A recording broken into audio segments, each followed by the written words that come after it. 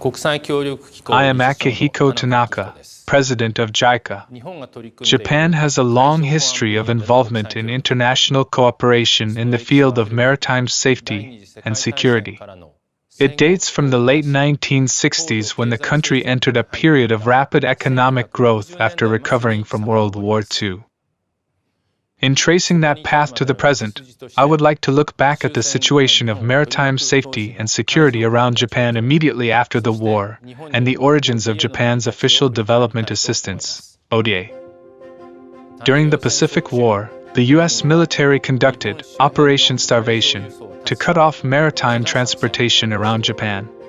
This involved laying sea mines along the Japan-Korean Peninsula shipping route, which was a vital supply line to mainland Japan, as well as at major ports in Japan. The Imperial Japanese Navy also laid sea mines in major domestic ports for defensive purposes. After the war, to secure maritime transportation routes in the waters around Japan, the Japanese government undertook mine sweeping in areas that included waters off the Korean peninsula. These channel clearance operations represented the first step toward Japan's economic recovery.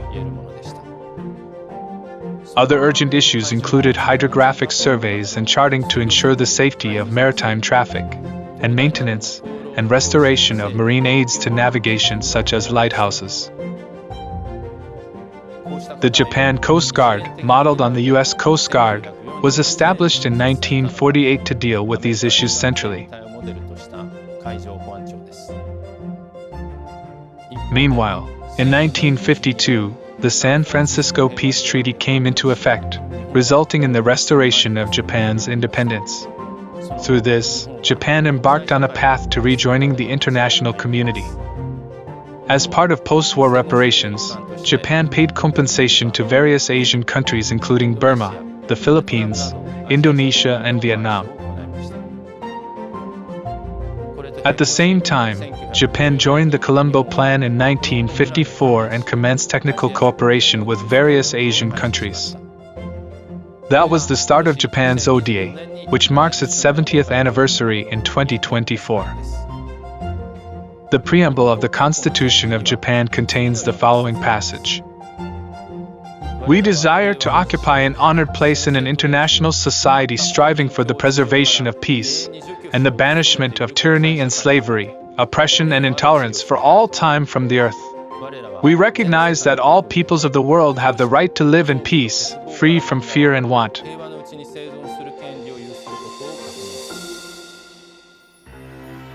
Japan's ODA is conducted in accordance with the spirit of this preamble of the Japanese Constitution.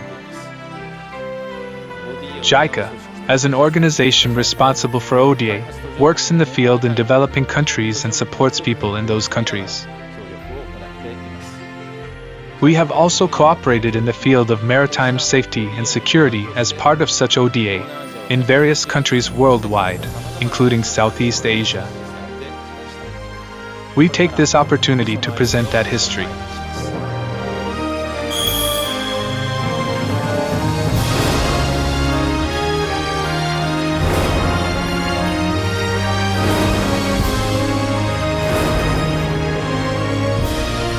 History of international cooperation in the field of maritime safety and security. End of the 1960s. Marine traffic safety. Japan's rapid economic growth after World War II has been called the miracle of the Orient. In Japan, where energy resources are scarce, economic growth has been largely supported by crude oil from the Middle East. This was the start of international cooperation in the field of maritime safety and security. That story is told by JICA Senior Advisor Koji Tsuchiya.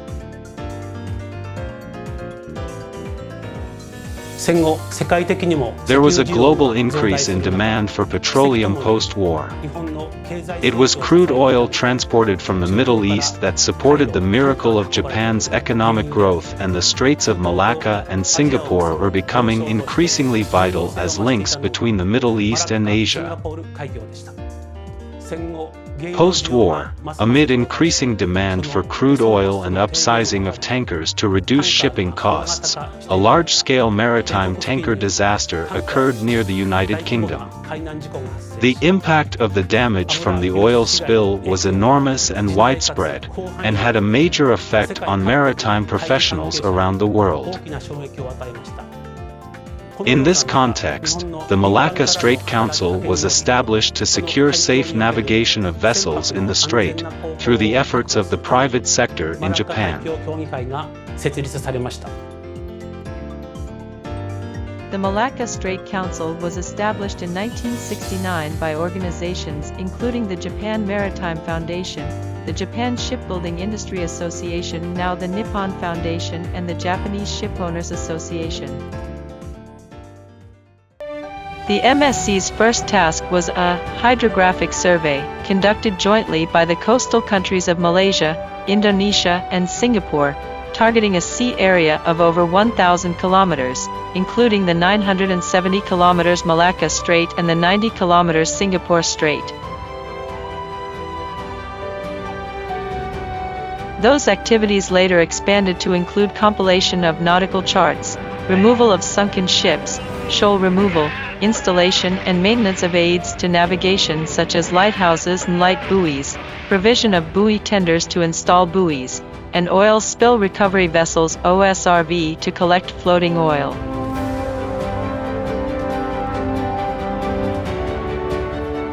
Mr. Seiji Sasaki is from the Malacca Strait Council.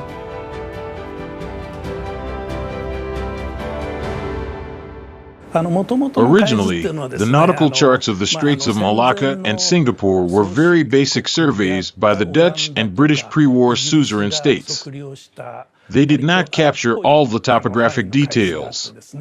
It was very dangerous for large vessels to pass through, so the Japanese government was requested to conduct measurements and create accurate charts.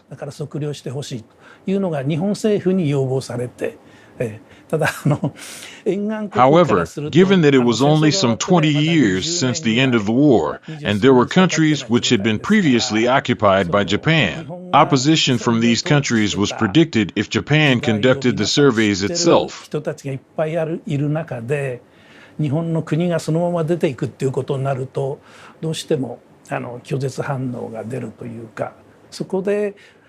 It was then decided not to undertake this as a country, but as a private organization, and the Malacca Strait Council was inaugurated. When the council was first set up, it had no experts in specialist fields like hydrography or navigation aids. So experts in the Japan Coast Guard would be dispatched from JICA to the sites to cooperate in compiling nautical charts.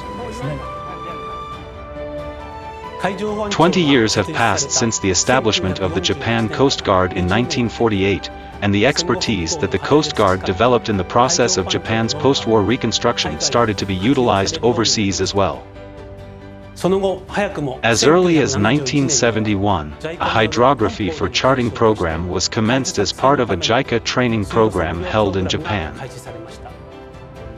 Over 440 trainees from 44 countries have participated in this program to date, and it is still conducted annually. Many former training participants have been appointed to important positions upon return to their home countries. These positions include National Hydrographer and Head of the National Hydrographic Service. Mr. Sasaki comments that international cooperation by the Malacca Strait Council has developed future generations, and that continues to this day. It's been half a century, over 50 years now, since the Council started cooperation with 3 coastal countries. Taking the ship's crew as an example, many of the people who came aboard when they were young are still on the ship, and even though they're like children in terms of age, I feel like a parent who has raised them and is proud of who they have become. I believe that it is only through direct contact, showing sincerity, and working together over a long period of time that we can come to an understanding. In this way, international cooperation in the field of maritime safety and security that started from the Straits of Malacca and Singapore, continues to expand over time.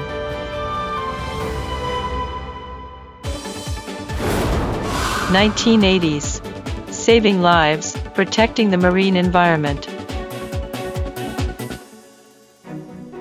In the post-World War II international community, 3 UN-organized Law of the Sea conferences were held to discuss the formation of a new maritime order.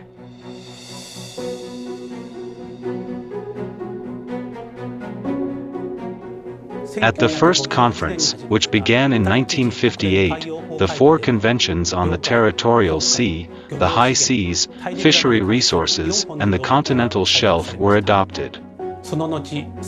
Subsequently, as a result of the third conference, which lasted a total of 10 years from 1973, the 4 previous conventions were incorporated and entered into force in 1994. In 1958, the IMCO was established as a specialized agency of the United Nations for the safety of shipping and the prevention of marine pollution by ships. It was later renamed the IMO and is located in London.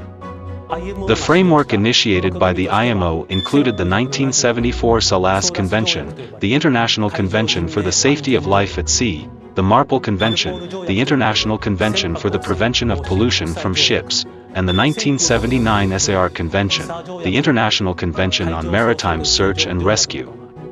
All entered into force in the 1980s. Many countries, including ASEAN members, have appointed administrative agencies to handle these conventions in their countries, and international cooperation started with bodies undertaking practical operation of the conventions. It was the 1980s when Japan commenced cooperation with Indonesia and the Philippines in the new fields of maritime search and rescue and oil spill response. The Maritime Search and Rescue and Maritime Disaster Prevention course that started in 1982 and the Marine Environment Protection course that started in 1983 are now implemented as the Search and Rescue, Disaster Prevention and Environment Protection course. To date, there have been over 600 participants from 71 countries and regions. This program provides lectures, exercises, and practical training on maritime search and rescue, maritime disaster prevention, environment protection, and oil spill response for Coast Guard agency officials from various countries. Through these various training exercises and programs, I believe that confidence in Japan in the field of maritime safety and security has been fostered since the 1970s. In this context, from the end of the 20th century into the 21st century, Japan and other countries will go through a period of changes in cooperation in the field of maritime safety and security. 2000s. From safety to security, to law enforcement. From the 1980s to the 1990s, many Southeast Asian countries entered a period of growth, and their integration as ASEAN also progressed. Then, at the end of the 20th century, in 1997, the Asian financial crisis occurred, mainly centered on Thailand. Much of Southeast Asia was in economic turmoil, which was also a factor in the rapid increase in piracy and the armed robbery of ships in the surrounding waters, including the Straits of Malacca and Singapore.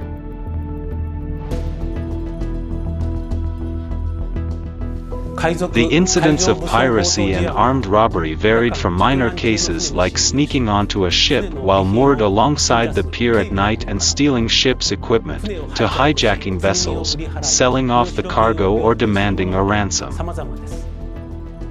Japan-related events included the 1998 motor vessel Tenyu incident, the 1999 motor vessel Alondra Rainbow incident, and the 2005 motor vessel Ida-10 incident. Also, as symbolized by the 2001 terrorist attacks on the U.S., the world entered a phase of frequent terrorist attacks, including Southeast Asia and the Middle East. Countries were forced to deal with such situations.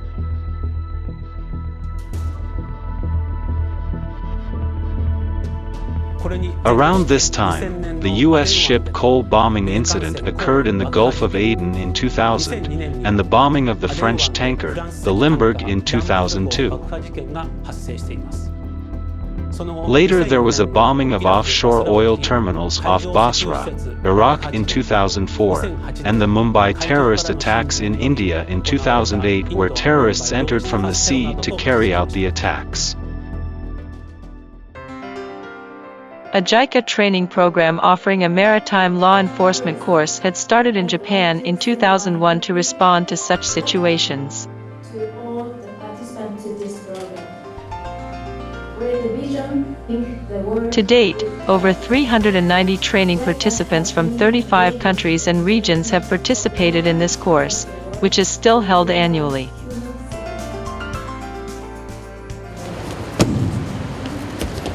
Wrist twisting throw.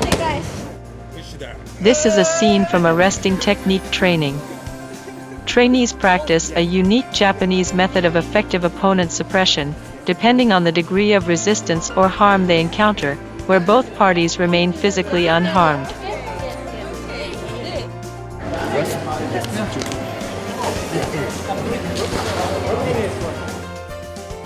Cooperation for maritime safety and security began in the late 1960s with the maritime traffic safety of the three coastal countries of the Straits of Malacca and Singapore. In the 1980s, it broadened to sea rescue and oil spill response in Indonesia, the Philippines, and more.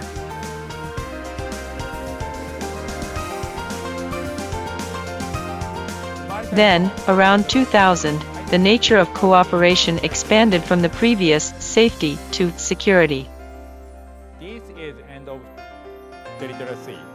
It means that this is located. Aiming for multiplier synergies between technical and asset cooperation. Amid worldwide political system reform, from about 2000, organizations in charge of maritime safety and security known as the Coast Guard started to be established as entities responsible for maintaining security and enforcing the law at sea. In response, JICA undertook comprehensive cooperation with such agencies.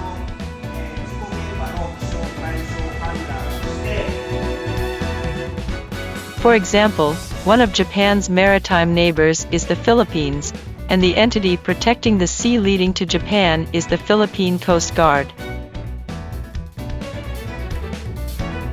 Formerly part of the Philippine Navy, it was transferred to the Ministry of Transportation in 1998. Since then, JICA has dispatched long-term experts and provided technical and financial cooperation. JICA's approach to international cooperation broadly divides into two. One is technical cooperation, which leverages Japan's technology, knowledge, wisdom, and experience to develop human resources and build organizations and systems. Technical cooperation is a mainstream activity in the maritime safety and security field. Japan has accepted training participants, and Japanese experts in various fields have been posted to countries targeted for cooperation to jointly address issues with counterparts in partner organizations. I believe that it is only when we go into the field that we see the real situation and the real challenges. Being on the same site and sweating together is a valuable approach not only for issue recognition but for trust building. JICA has also received significant cooperation not only from the Japan Coast Guard but also from the private sector and various incorporated foundations in implementing training programs including hydrography for electronic nautical charting, oil spill response, vessel operation and maintenance in technical cooperation. Another approach to JICA's international cooperation is financial cooperation. For example, JICA has helped Coast Guard agencies, including the Marine Police, in many countries to acquire various types of vessels, equipment, and materials. More than 40 vessels and boats have been delivered since 2000. In training conducted through technical cooperation, JICA aims to utilize these assets to expand the impact of each instance of cooperation and even develop synergistic effects.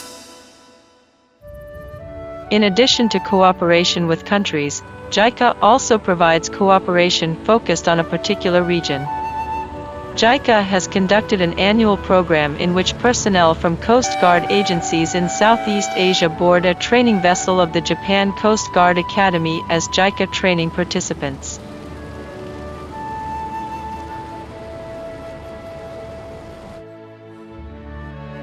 They join an ocean training voyage for graduates of the Japan Coast Guard Academy and experience various exercises and interactions during their 2 weeks on board.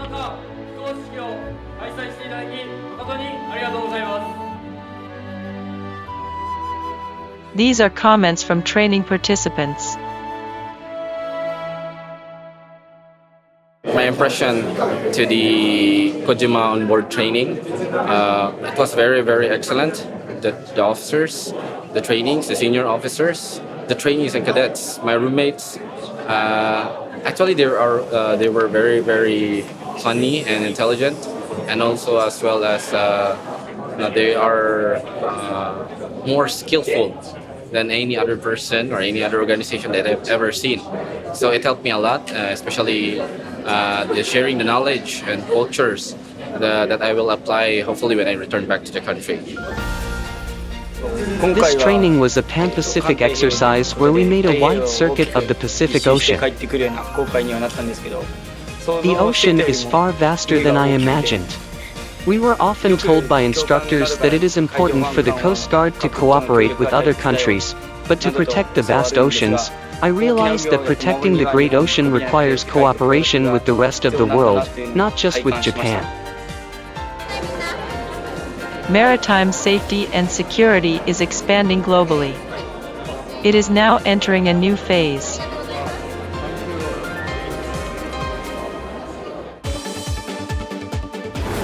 (2010s), aiming for a maritime order based on international law. Since 2015, JICA has been collaborating with GRIPS and the Japan Coast Guard Academy. The Maritime Safety and Security Policy Program is designed to enable students to earn a master's degree through a year of research at both institutions. The program is designed to develop human resources who will help formulate and implement maritime safety and security policy in their organizations in the future, by having them work on practical coping methods integrated with maritime safety and security policy practice, in addition to lectures on international law, international relations, security theory, and more. Through the Japan Coast Guard's international cooperation activities, more countries now share the common value of the rule of law, and their cooperation is being strengthened. I believe this is very significant for maritime safety and security and global security as a whole. Upon completion of the program, training participants are expected to contribute to maintaining maritime order based on international law in their respective home Coast Guard agencies, utilizing the personal contacts and alumni networks established during the training program.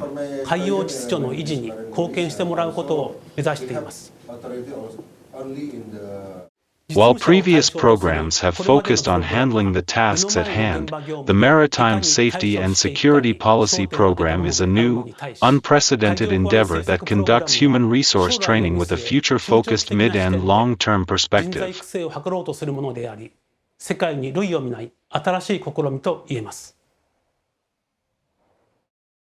These are comments from training participants.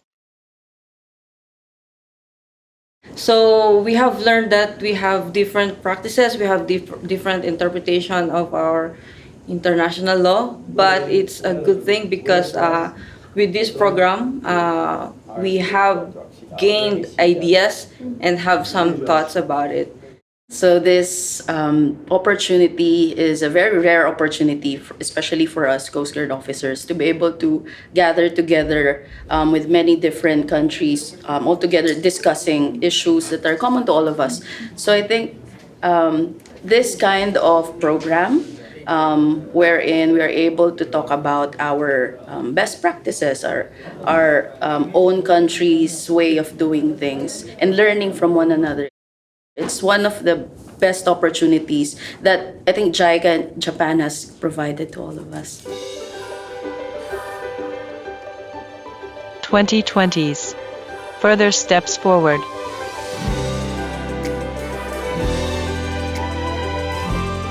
From the start of the 2020s, these accumulated networks are giving rise to new forms of international cooperation. In March 2023, a capsized tanker caused an oil spill in the Philippines. The spilled oil recovery was handled jointly by the Philippine Coast Guard and a disaster relief team dispatched from Japan.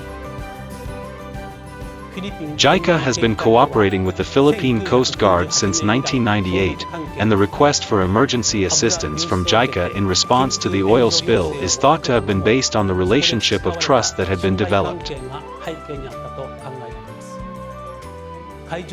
Spilled oil recovery activities at sea or along the coast are labor-intensive, so community cooperation is essential. But local residents were unfamiliar with such activities and did not know specific work methods. At this point, JICA brought in an oil spill recovery textbook that was one of the outcomes of cooperation in Sri Lanka between JICA and the Sri Lanka Coast Guard. The English language textbook contained many diagrams and photos, and we understand that it was extremely useful for locals engaged in coastal spilled oil recovery activities as well as for the Philippine Coast Guard. In the world of maritime safety and security cooperation between countries, collaboration is expanding in diverse ways.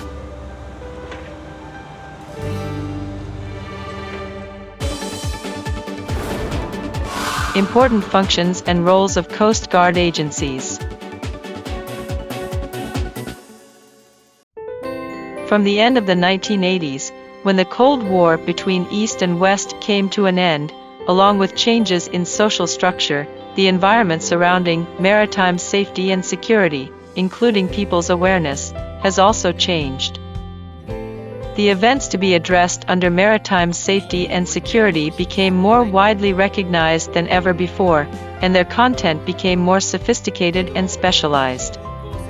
One example is the separation and division of labor between the military and police at sea, which have been progressing in many countries.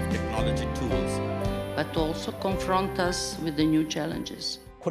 In the past, maritime security tended to be taken as meaning the military side of security. In contrast to this military security, in recent years, the image of security has also expanded, and non-military events are now considered part of national security. For example, traditional maritime crimes such as stowing away on a ship, smuggling, and illegal fishing come under the category of non-military maritime security and are an extension of day-to-day economic activities for the perpetrators of these crimes. Such illegal activities should not be ignored. A vital function of nations governed by the rule of law is to enact the necessary domestic laws and regulations, to apply and enforce them, and to submit such illegal activities to judicial decision-making. Events that occur during economic activities such as maritime disasters and oil spills also fall under the non-military national security category. Prompt response to minimize damage is also an important government function. In many countries, maintaining safety and security at sea through enforcing such laws and regulations is increasingly the responsibility of a type of police force, known as Coast Guard agencies, rather than the military. One of the characteristics of such a police organization is the principle of police proportionality. Since the exercise of police power is directly related to the violation of personal liberty, property, and human rights, the principle is that it should be limited in its exercise, and it is appropriate to exercise this power only within a range proportionate to the extent of illegality and the level of resistance of the other party. When exercising police power under this type of principle against illegal acts such as crimes at sea, it is the Coast Guard agencies that apply and enforce domestic laws and regulations based on an understanding of international law. One of the noteworthy functions of the Coast Guard agencies as such a law enforcement organization is to avoid escalation of the situation, trying to prevent conflicts between nations and regions. Many countries, including Japan, have territorial disputes with their neighbors. Exclusive economic zones newly established by UNCLOS must be demarcated by mutual agreement with neighboring countries, as necessary.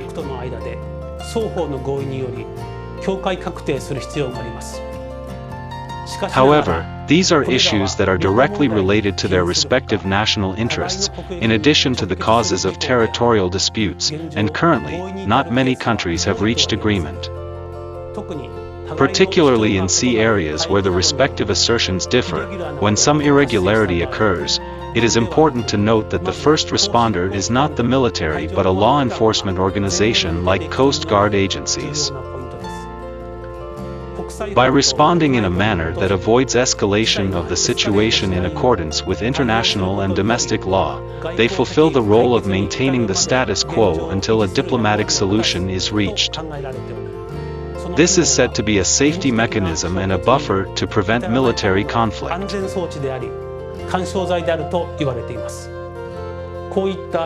In this role, Coast Guard agencies are truly important organizations that play a role in non-military national security.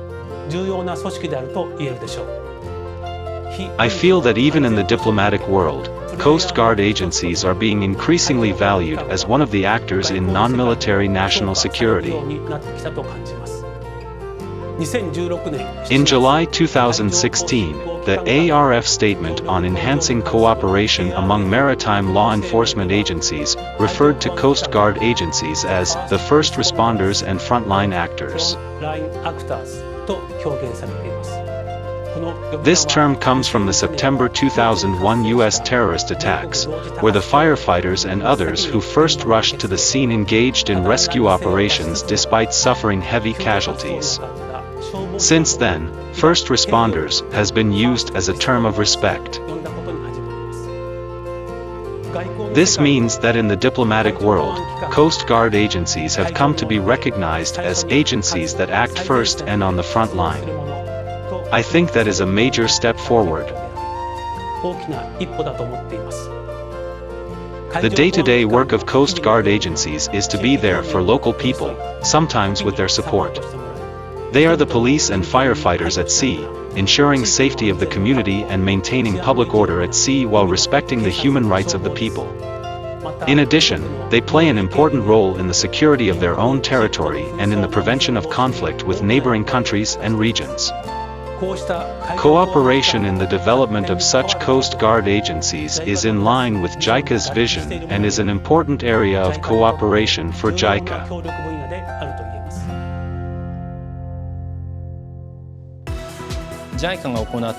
JICA's international cooperation in the field of maritime safety and security has a strong connection with the maritime security strategy of Japan for protecting the free and open seas. Under the rule of law, we protect free and open seas through cooperation and collaboration with other countries, by non-military means, without the use of military force. International cooperation in the field of maritime safety and security is the embodiment of this principle. And the cornerstone and driving force behind this cooperation is the trust that Japan has accumulated and earned since the end of World War II. Leading the world with trust. This is a major goal that we at JICA will continue to pursue, not only in the field of maritime safety and security.